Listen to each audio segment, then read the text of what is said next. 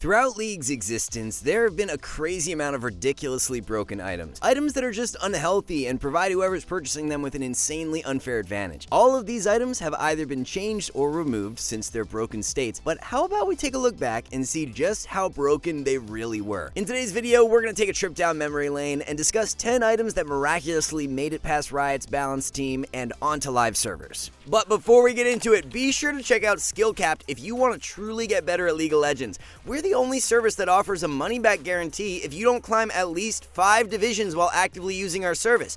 We do this because our service really does work, and if it doesn't work for you, you shouldn't pay. Learn more at the end of this video or click the link in the description below. One of the most broken items that we have ever seen exist, especially with how it impacted the competitive scene of League, was Banner of Command. Banner was an item that cost only 2200 gold, gave you 60 armor, 30 magic resist, and 125% base health regeneration. Just from the base stats, you'd think, okay, nothing too special here, but it was really the passive effect that provided the brunt of the strength. The passive allowed you to buff up a single minion, increasing their stats by 100%, granting them bonus damage to turrets, and reducing their damage taken from champions by 70%. You'll see from the clips in the background gameplay just how disgustingly broken this was. Nowadays, if you secure Baron, it doesn't always lead to a guaranteed win, but in this old day of League, if your team had Baron with a Banner of Command completed, the game was done. The Baroned up cannon minion with Banner of Command's passive would just sit back miles away out of tower range and shred all turrets in sight. All your team had to do was group up together, keep your Banner of Command minion safe, and you'd stomp through the enemy's base. This obviously led to very uninteractive gameplay, so Riot finally decided to remove Banner of Command from the game completely in patch 8.12.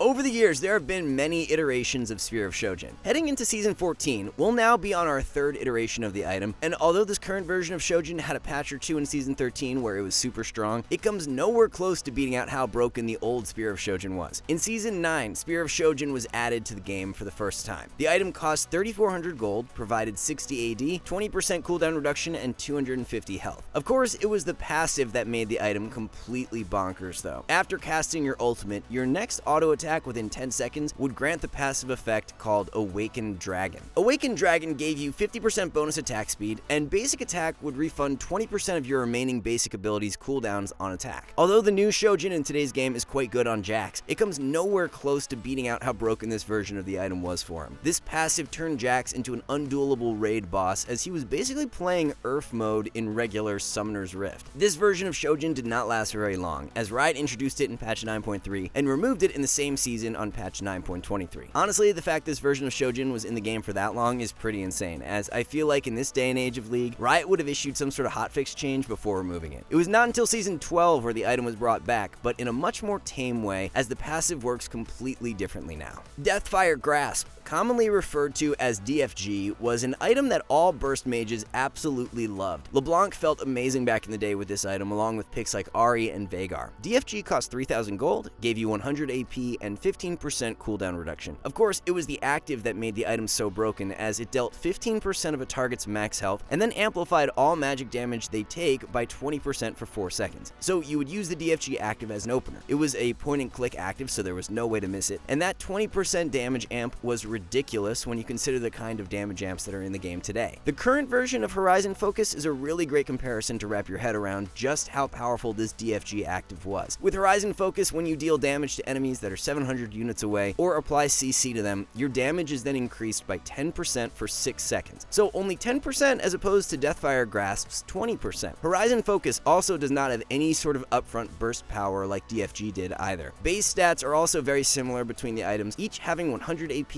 and total cost of both items being 3000 gold. Damage-wise, DFG absolutely trumps Horizon Focus, and although Horizon does provide you with a bit more durability since it has 150 health, this high-risk, high-reward playstyle from Deathfire Grasp was what made the item so fun to use. After receiving repeated nerfs over the years, Deathfire Grasp was finally removed from the game completely on patch 5.2. Back in Season 5, there was one item that allowed for AP Ezreal to absolutely dominate the meta. Runeglaive was the item, and it led to Ezreal being in one of the most broken states we have ever seen. Players brought Ezreal into the mid lane with this item, and he even saw play in the pro scene by the god himself, himself, Faker. Now, in order to build Runeglaive, you needed to take Smite as your secondary summoner spell, but it was well worth the trade-off. Now, what made the item so powerful on Ezreal was the Runeglaive passive. It was in a way like the Sheen proc of today, but juiced up on steroids to the max. Not only did you get the Spellblade passive to where you dealt bonus damage on hit with your next attack, but that damage also did an AoE splash in an area around the target. So in a way, Runeglaive completely shored up Ezreal's main weakness of not having a reliable wave clear tool. So if you think about it, this passive on Runeglaive was like a mix of Trinity Force and Ravenous Hydra all in one. And probably the craziest part of all was you could pick this item up for just 2,250 gold. Other than some support items, there are few items that cheap in today's game, and the fact Runeglaive was so inexpensive while giving Ezreal the best passive he could ever wish for was the dream. The base stats gave you 40 AP, 200 mana, and 10% cooldown reduction, so nothing too crazy there, as it was the passive that gave the item its absurd strength. After being added to the game in 5.12 and nerfed a bunch of times thereafter, Runeglaive was removed in patch 6.1 and replaced by Runic Echoes. There have been a few different times where stacking black cleavers had been a broken strategy, and the most recent case was in pre-Season 8. It was due to a synergy between Black Cleaver and the old Transcendence rune that made this setup work. There used to be a cooldown reduction cap at 40% CDR, but the passive on Transcendence made it so that any CDR you purchased above the cap was converted into 1.2 AD. So because Black Cleaver was a bruiser item that had 20% cooldown reduction, Transcendence gave you 10% and Lucidity Boots gave 10%. On that second Black Cleaver completion, you'd be getting 24 bonus AD for going above the cap. On the completion of 2 Black Cleavers, you would have 800 health, 104 AD,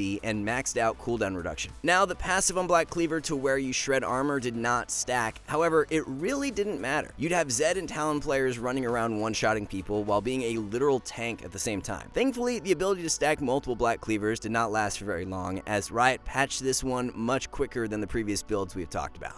One of the most ridiculous jungle items that we've seen in the existence of League was called Feral Flare. The item provided you with 15 AD, 35% attack speed, and a passive that gave your basic attacks bonus magic damage and an on-hit heal. You also gained a free stealth ward to place that had a cooldown of 180 seconds. Now, the best part about this passive is that the damage and health restore stacked whenever you got a takedown on a large monster or champion. This truly brought meaning to the phrase power farming jungler, as junglers were literally AFK clearing, getting their feral stacks up, and eventually coming out of the jungle as this unbeatable duelist. The gameplay was super uninteractive, and if the enemy team did not have a Feral Flare jungler, if that team did not snowball super hard early on, it was just a free win for the team with Feral Flare. Let's also not forget that the item only cost 1,800 gold, so it was a very cheap and cost-effective item. Nowadays, you need around 3,000 gold to hit your first big ticket item on a lot of champions, so the fact that you could purchase Feral Flare for just 1,800 gold was ludicrous. The item did not last for very long, as it was introduced on patch 4.5 and eventually removed on patch 4.20. Now, the item that ended up replacing Feral Flare was arguably even more controversial though. Sated Devourer was Riot's attempt at keeping the stacking passive from Feral Flare in the game while trying to tone it down to a balanced level, but they were not able to achieve this. Devourer cost 2,250 gold, gave you 50% attack speed and 40 on-hit magic damage. The passive made it so that takedowns granted stacks of Devourer, increasing bonus magic damage on hit by 1 for each stack. Champions and large monsters granted 1 stack, Scuttle and Rift Herald 2 stacks, while Dragon and Baron gave you 5. Upon reaching 30 stacks, Devourer was then transformed into Sated Devourer. The passive on Sated Devourer worked so that every second basic attack triggered a phantom hit that applied on-hit effects twice. This made the item bonkers on champs like Warwick and Master Yi, who had on-hit effects built into their kit. The main difference between Feral Flare and Sated Devourer was that you could not continue stacking infinite on-hit damage once Sated Devourer was completed, but you could with Feral Flare. Being able to proc on-hit effects twice proved to be even more problematic though, and just like Feral Flare, Devourer was eventually removed too. After being added to the game on patch 4.20, it was later nerfed a ton and then removed on patch 6.9.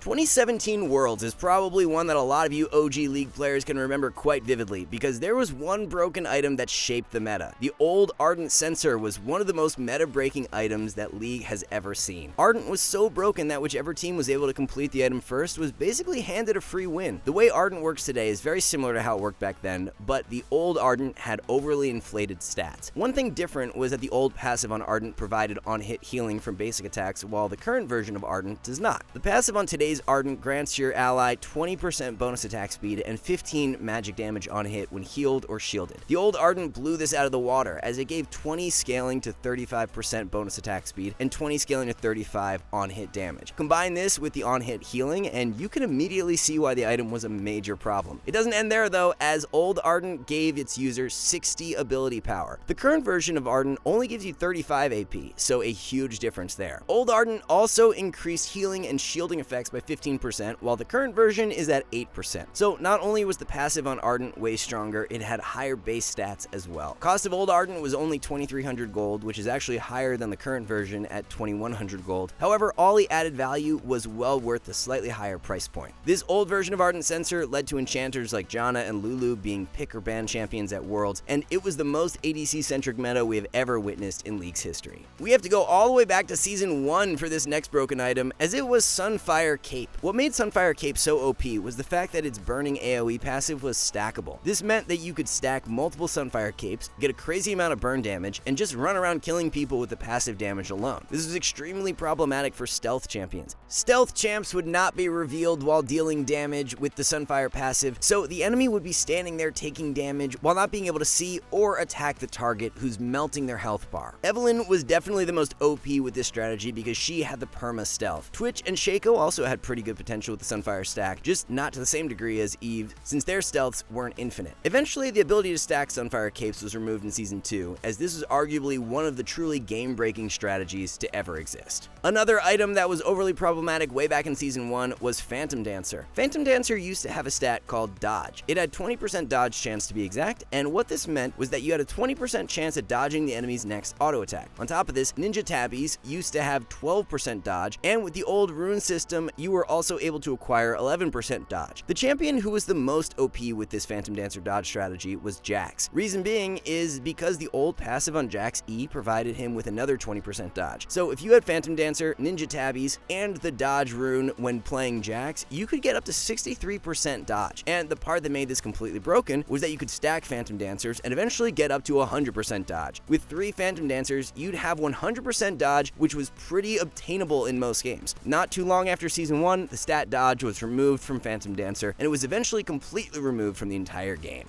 Alright guys, before we wrap this up, let's tell you a little more about Skill Capped. So, we offer a 5-division rank up guarantee, and think that's a pretty crazy thing to offer. It's like a gym membership guaranteeing you'll get ripped. Your local gym would go bust if they offered that, right? Not us. We've offered this for years because our service really does work. It works so well, in fact, that we're able to produce by far the largest catalog of premium league guides on the internet. We add over 20 videos a week, with over 1,600 guides curated into over 100 courses no one can compare. We've also sent Challenger players into ELO Hell 714 times and counting, where they commentate how to carry live. They also respond to all questions asked. Sign up today for as little as $6.99 a month if you are serious about improving. So there you have it guys, 10 of the most broken items to exist in the history of League of Legends. Thanks so much for watching, we'll see you in the next one.